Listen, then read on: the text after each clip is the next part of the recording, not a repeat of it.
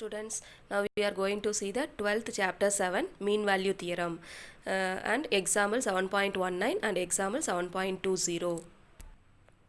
மீன் value தியரமில் பார்த்தீங்கன்னா Rolle's theorem இருக்குது, லெக்ராஞ்சஸ் மீன் வேல்யூ தியரம் இருக்குது. ஸோ ஃபஸ்ட்டு ரோல்ஸ் தியரம் பார்க்கலாம். So let F of X be a function, அதாவது F of X அப்படின்ட்டு ஒரு ஃபங்க்ஷன் எடுத்துக்கிறோம். அந்த ஃபங்க்ஷன் பார்த்தீங்க அப்படின்னா F of X is continuous on the, இப்போ இது என்ன இன்டர்வல் அப்படின்னு சொல்லுவோம், க்ளோஸ்ட் இன்டர்வல் ஏ கமா பி. ஸோ கொடுத்துருக்க இன்டர்வல் வந்து கொடுத்துருக்க கர்வ் வந்து கொடுத்துருக்க இன்டர்வலில் கண்டினியூஸாக இருக்கும். So F of X is continuous on the closed interval A comma b. Next பார்த்தீங்கன்னா F of X is differentiable on the open interval A comma B. Third condition பார்த்தீங்க அப்படின்னா கொடுத்துருக்க கர்வில் இந்த இன்டர்வலுடைய பாயிண்ட்ஸை சப்ஸ்டியூட் பண்ணால் ரெண்டும் ஈக்குவலாக வரணும். So F of A is equal to F of b. So அந்த த்ரீ கண்டிஷன்ஸை சாட்டிஸ்ஃபை ஆச்சு அப்படின்னு பார்த்தீங்கன்னா then there exist at least one point c is an element of a comma b such that F dash of C is equal to 0. So இதுதான் Rolle's தியரம்கான கண்டிஷன். So first condition என்ன, F of X is continuous on the closed interval A comma b. Second condition F of X is differentiable on open interval A comma B. Third condition பார்த்தீங்க அப்படின்னா F of A is equal to F of B. Then there exists at least one point C belongs to A comma B such that f dash of C is equal to 0. ஓகேங்களா. Next Lagrange's mean value theorem. இந்த first two conditions வந்து Rolle's தியரமில் என்ன பார்த்தோமோ அதே தான் அப்படியே இருக்கும்.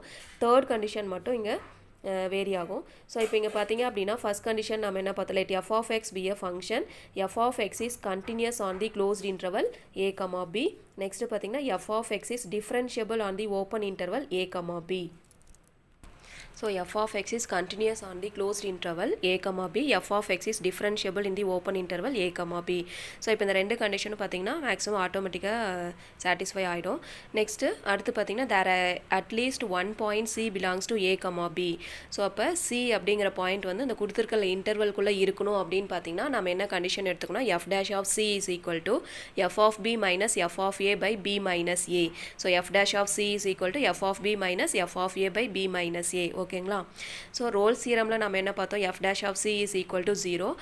Lagrange mean value தியரமில் பார்த்தீங்கன்னா f dash of C is equal to F of B minus F of A by b minus a. ஓகேங்களா. Next example 7.19. Compute the value of C satisfied by the Rolle's theorem for the function f of x equal to x square into 1 minus x the whole square x belongs to 0, 1. So இப்போ இங்கே பார்த்தீங்க அப்படின்னா curve என்ன கொடுத்துருக்காங்க, f of x equal to x square into 1 minus x the whole square கொடுத்துருக்காங்க. இங்கே interval பார்த்தீங்கன்னா 0, 1 கொடுத்துருக்காங்க. ஸோ ரோல்ஸ் தியரம் அப்படின்னு பார்த்தீங்கன்னா ஃபஸ்ட்டு டூ கண்டிஷன்ஸ் நம்ம என்ன பார்த்தோம், so F of X is continuous in close interval 0, 1. இங்கே இன்டர்வல் பார்த்தீங்க அப்படின்னா 0, 1ன்னு கொடுத்துருக்காங்க. நமக்கு டெஃபினேஷன் பார்த்தீங்கன்னா ஏ கமா பி அப்படின்னு ஜென்ரலாக கொடுத்துருப்பாங்க. ஆனால் சம்மில் என்ன இன்டர்வல் கொடுத்துருக்காங்களோ அதை தான் நம்ம யூஸ் பண்ணோம். So F of X is continuous in the closed interval 0, 1. Next second condition பார்த்தீங்கன்னா F of X is differentiable in the open interval 0, 1. சரிங்களா. ஸோ இந்த ஃபஸ்ட்டு டூ கண்டிஷன்ஸ் பார்த்தீங்க அப்படின்னா மேக்ஸிமம் எல்லா சம்க்கும் ஆட்டோமேட்டிக்காக சாட்டிஸ்ஃபை ஆகும். தேர்ட் கண்டிஷன் மட்டும்தான் உங்களுக்கு வந்து சாட்டிஸ்ஃபை ஆகாமல் இருக்கும். இப்போ இந்த ஃபஸ்ட்டு டூ கண்டிஷன்ஸில் பார்த்தீங்கன்னா அந்த மாடுலஸ் வந்தால் நாட் டிஃப்ரென்ஷியபிள் அப்படின்னு வரும். tan x வரும்போது நாட் கண்டினியூஸ், அந்த tan x உடைய கர்வ் பார்த்தீங்கன்னா கண்டினியூஸாக இருக்காது. ஸோ நாட் கண்டினியூஸ் அப்படின்ட்டு வரும். ஸோ சம்க்கு தகுந்த மாதிரி ஒரு சில சம்க்கு இந்த ரெண்டு கண்டிஷனும் சாட்டிஸ்ஃபை ஆகாது. ஓகேங்களா. ஸோ இப்போ இங்கே F of X equal to X square into 1 minus X the whole square கொடுத்துருக்காங்க இல்லைங்களா. ஸோ இதில் பார்த்தீங்கன்னா இந்த டூ கண்டிஷன் சாட்டிஸ்ஃபை ஆயிடுச்சு. அடுத்து தேர்ட் கண்டிஷனுக்கு போகலாமா. ஸோ இப்போ எஃப் ஆஃப் 0 தேர்ட் கண்டிஷன் என்ன, F of A is equal to F of B வரணும் இல்லையா. ஸோ அந்த கொடுத்துருக்க இன்டர்வலில் இருக்கிற பாயிண்ட்ஸை நம்ம கொடுத்துருக்க கர்வில் சப்ஸ்டியூட் பண்ணோம். ஸோ எஃப் ஆஃப் 0 எக்ஸுக்கு பதிலாக 0 சப்ஸ்டியூட் பண்ணோம் அப்படின்னா நமக்கு 0 வருது. அதே போல் எக்ஸுக்கு பதிலாக 1 சப்ஸ்டியூட் பண்ணும்போது நமக்கு என்ன வரும் அப்படின்னு பார்த்தீங்கன்னா கர்வ் என்ன அப்படின்னு பார்த்தீங்கன்னா X square into 1 minus X the whole square. So எக்ஸுக்கு 1 சப்ஸ்டியூட் பண்ணும்போது இங்கேயே 0 ஆகிடும். ஸோ அப்போ இதுவும் 0 ஆகும். ஸோ அப்போ ரெண்டும் ஈக்குவலாக வந்துருச்சு இல்லைங்களா. So F of 0 is equal to F of 1 is equal to 0. So three கண்டிஷன்ஸும் சாட்டிஸ்ஃபை ஆயிடுச்சு. அப்போ நம்ம என்ன எழுதலாம், அப்போ சி அப்படிங்கிற பாயிண்ட் வந்து இந்த கொடுத்துருக்கிற இன்டர்வலில் இருக்கும். There exist at least one point C belongs to 0, 1 such that F dash of C is equal to 0. So இந்த கண்டிஷன் நம்ம இப்போ யூஸ் பண்ணோம். ஸோ இப்போ கொடுத்துருக்க ஈக்குவேஷனை நம்ம டிஃப்ரென்ஷியேட் பண்ணலாம். So F dash of X equal to, so curve பார்த்தீங்கன்னா எஃப் ஆஃப் எக்ஸ் அப்படின்னு கொடுத்துருக்காங்க. So F dash of X D Y by D X இது எல்லாமே சேம் தான். So F dash of X equal to இப்போ கர்வ் என்ன அப்படின்னு பார்த்தீங்கன்னா X squared into 1 minus X the whole square அப்படின்னு கொடுத்துருக்காங்க. ஸோ இப்போ இதில் நம்ம 2 ஃபங்க்ஷன்ஸ் எடுத்துக்கலாம், இல்லை உள்ள மல்டிப்ளை இது a minus B whole square எடுத்து அதுக்கப்புறம் இதை மல்டிப்ளை பண்ணி அப்படியே டிஃப்ரென்ஷியேட் பண்ணாலும் சரி, இல்லை இதை u இது v ப்ராடக்ட் ரூல் யூஸ் பண்ணாலும் சரி, எப்படி வேணால் நீங்கள் டிஃப்ரென்ஷியேட் பண்ணிக்கலாம். ஸோ ஃபஸ்ட்டு எக்ஸ் ஸ்கொயர் அப்படியே வச்சுக்கலாம். இப்போ இந்த டேர்ம் டிஃப்ரென்ஷியேட் பண்ணும்போது ஃபஸ்ட்டு பவர் 2 × 1 மைனஸ் எக்ஸ் இது அப்படியே போட்டுக்கலாம். நெக்ஸ்ட்டு பார்த்தீங்க அப்படின்னா பவரில் 2 இருக்கா, ஸோ 2 - 1 அப்படின்னா 1 தான் வரும் இந்த இடத்துல. அடுத்து ப்ராக்கெட்குள்ளே இருக்கிறத டிஃப்ரென்ஷியேட் பண்ணும். 1 வந்து 0 மைனஸ் எக்ஸோட டிஃப்ரென்ஷியேட் பார்த்தீங்கன்னா -1. ஓகேங்களா? ப்ளஸ் இப்போ 1 minus X the whole square அப்படியே வச்சுட்டு எக்ஸ் ஸ்கொயர் டிஃப்ரென்ஷியேட் பண்ணால் 2x அப்படின்ட்டு வரும். ஸோ இப்போ இது சிம்பிளிஃபை பண்ணோம் அப்படின்னா -2x² 1 மைனஸ் எக்ஸ் ப்ளஸ் இங்கே பார்த்தீங்க அப்படின்னா 2x இன்ட்டு இப்போ இது a minus B whole square ஃபார்முலாவில் எக்ஸ்பேண்ட் பண்ணிக்கலாம். So 1 - 2x + x² into 2x. இப்போ இது எல்லாத்தையும் மல்டிப்ளை பண்ணிக்கோங்க.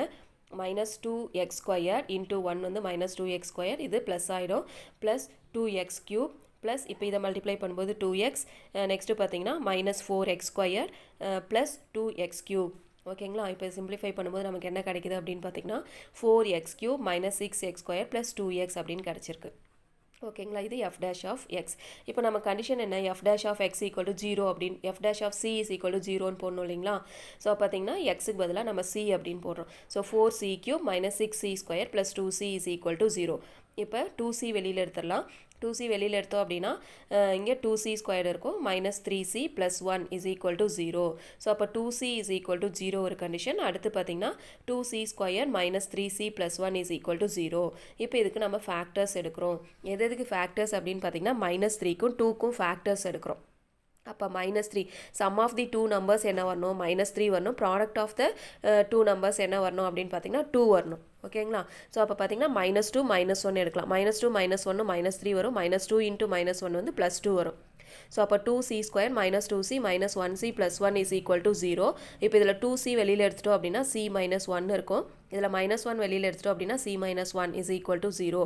அப்போ 2c - 1 ஒரு ஃபேக்டர், c - 1 ஒரு ஃபேக்டர். ஸோ c = வேல்யூ பார்த்தீங்கன்னா இங்கே 1 வரும், இங்கே 1/2 அப்படின்னு கிடைக்கும். ஸோ c-க்கு 2 வேல்யூஸ் வந்திருக்கு. ஓகேங்களா? ஸோ c = இப்போ இங்கே ஒரு 0 இருக்கா, ஸோ அப்போ c-க்கு வேல்யூ பார்த்தீங்கன்னா 0 1 2. ஸோ இப்போ இங்கே கொடுத்துருக்க இன்டர்வல் பார்த்தீங்க அப்படின்னா என்ன இன்டர்வல் கொடுத்துருக்காங்க, 0, 1 அப்படின்னு கொடுத்துருக்காங்க. ஸோ இந்த இன்டர்வல்குள்ளே என்னென்ன வேல்யூஸ் இருக்கும் அப்படின்னு பார்த்தீங்கன்னா 0 இருக்கும், 0 வராது இல்லைங்களா? இங்கே வந்து என்ன ப்ராக்கெட் இருக்குது பாருங்கள், ஓப்பன் ப்ராக்கெட் இருக்குது. ஸோ ஓப்பன் ப்ராக்கெட்னா இன்பிட்வீனில் தான், நடுவில் தான், இன்சைடில் தான் வேல்யூஸ் இருக்கணும், என் பாயிண்ட்ஸ் வராது. ஸோ சிக்கு பார்த்தீங்கன்னா 0 எடுக்க முடியாது, 1ம் எடுக்க முடியாது, அப்போ 1/2 மட்டும்தான் வரும். ஸோ 1/2 மட்டும்தான் இந்த இன்டர்வல்குள்ளே இருக்குது. ஸோ அப்போ சியுடைய வேல்யூ என்ன அப்படின்னு பார்த்தீங்கன்னா 1/2. ஸோ அப்போ c = 1/2 belongs to 0, 1. ஓகேங்களா? Do you understand that? Next, example 7.20. Find the value in the interval 1/2, 2 satisfied by the Rolle's theorem for the function f of x = x plus 1/x. Here given interval x belongs to 1/2, 2 closed interval. இப்போ first 2 condition என்ன எழுதலாம், f of x is continuous in the closed interval 1/2, 2. அடுத்து பார்த்தீங்கன்னா f of x is differentiable on the open interval 1/2, 2. சரி, இப்போ இங்கே இன்டர்வலில் points என்ன கொடுத்துருக்காங்க, a வந்து 1/2, b வந்து 2 கொடுத்துருக்காங்களா? ஸோ given function என்ன, f of x = x plus 1/x. So இதில் எக்ஸுக்கு பதிலாக 1/2 சப்ஸ்டியூட் பண்ணலாம். அப்போ எக்ஸுக்கு பதிலாக 1/2 சப்ஸ்டியூட் பண்ணும்போது 1/2 + 1/1/2. ஸோ பார்த்தீங்கன்னா அந்த 2 மேலே கொண்டு வந்துடலாம். ஸோ 1/2 + 2. ஸோ இப்போ இதை 2ஆல் மல்டிப்ளை பண்ணும்போது 4 வரும். ஸோ 5/2. நெக்ஸ்ட் f of 2 என்ன வேல்யூ வருது பாருங்கள், 2 + 1/2. ஸோ இதை கிராஸ் மல்டிப்ளை பண்ணும்போது 4 + 1 5/2 அப்படின்னு வரும். அப்போ 2 ஈக்குவலாக இருக்கா?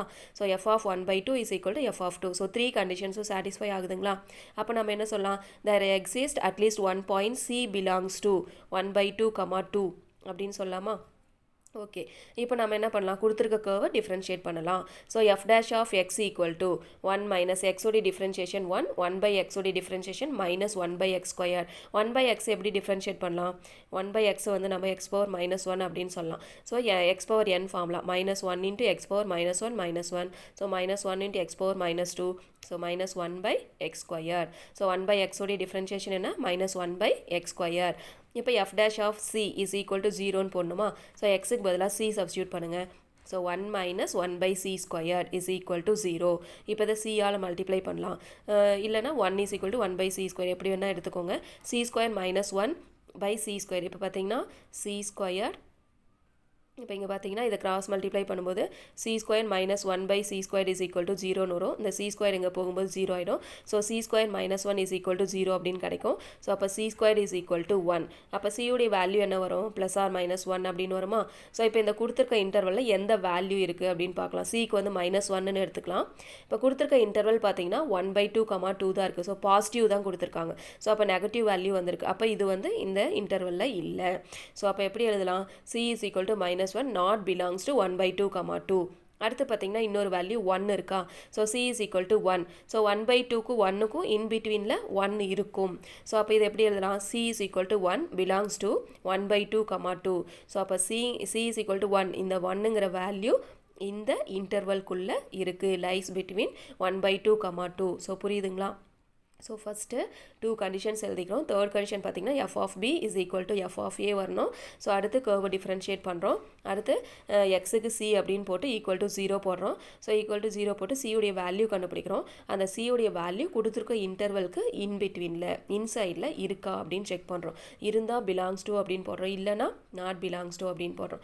ஸோ லெக்ரான்ஜியஸ் மீன் வேல்யூ தியரம்க்கும் இதே மாதிரி தான் 2 கண்டிஷன்ஸ் வரும். அடுத்து பார்த்திங்கன்னா F dash of C is equal to F of B minus F of A by b minus a அந்த ஃபார்முலா நம்ம யூஸ் பண்ணுறோம். ஸோ அந்த ஃபார்முலா யூஸ் பண்ணால் நமக்கு அதுலேயே இதே மாதிரி சி வேல்யூ கிடைக்கும். ஸோ அந்த சி வேல்யூ கொடுத்துருக்க இன்டர்வல்குள்ளே இருக்கா அப்படின்னு நம்ம செக் பண்ணுறோம். இருந்தால் பிலாங்ஸ் டு போடுறோம், இல்லை அப்படின்னா நாட் பிலாங்ஸ் டு போட்டு ஆன்சரை ஃபில் பண்ணுறோம்.